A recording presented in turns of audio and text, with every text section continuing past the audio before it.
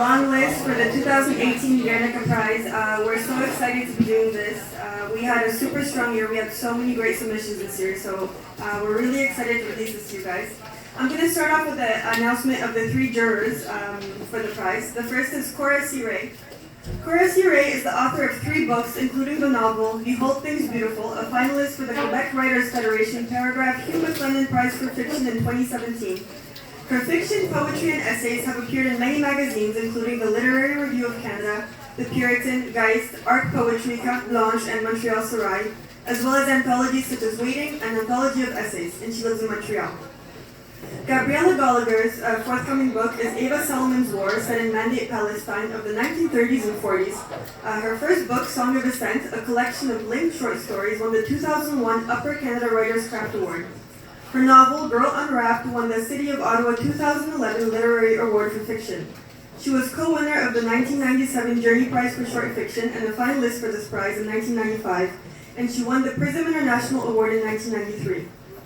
She has also been published in a number of journals and anthologies, including Best New American Voices 2000, Contemporary Jewish Writing in Canada, and the New Spice Box, Canadian Jewish Writing.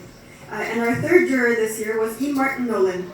E. Martin Nolan is a poet, essayist, and editor. He edits interviews with The Puritan. His first book of poems, Still Point, was published with Invisible Publishing in fall 2017. To learn more, you can visit his website, emartinnolan.com. Let's give them all a big hand.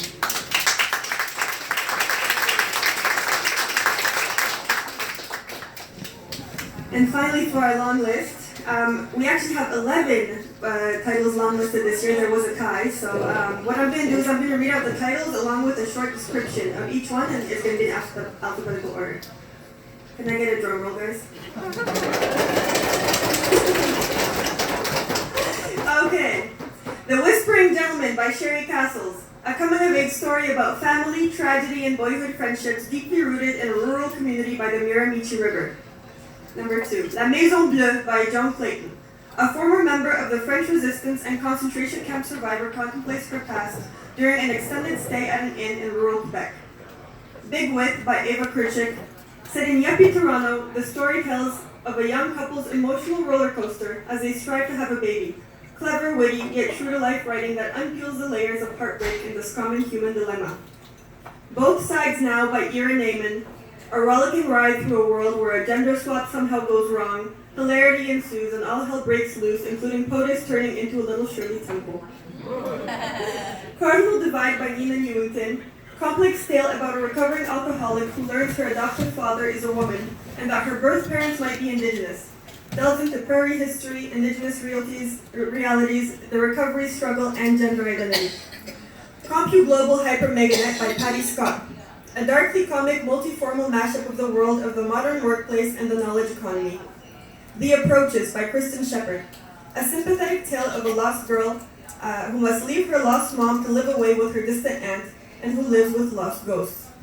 Do You Think This Is Funny by Marcia Walker. A woman's emotional journey that explores the consequences of broken relationships on small lives and the fragility and strength of family. ThinGummy.com, an insider's story by Reese Warner. An all-knowing insider spins a tale using memory, imagination, and some primary documents of a bright group brought together on the cusp of search engine fame. Our Sands by Daryl Wetter. The daughter of an oil sands executive and a bicycle courier in Calgary team up to sabotage the tar sands near Fort McMurray. And last but not least, An Idea About My Dead Uncle by Kevin Wilson. A witty, sharp-edged, finely crafted story about a young man struggling with identity issues, which causes relationship disasters and a quest for his long-lost uncle in China. There we have it, guys. That's our long list for the Guernica Prize 2018. Huge congratulations to these excellent writers. It was really a fantastic first year. We're so excited for them. Let's give them one last big hand.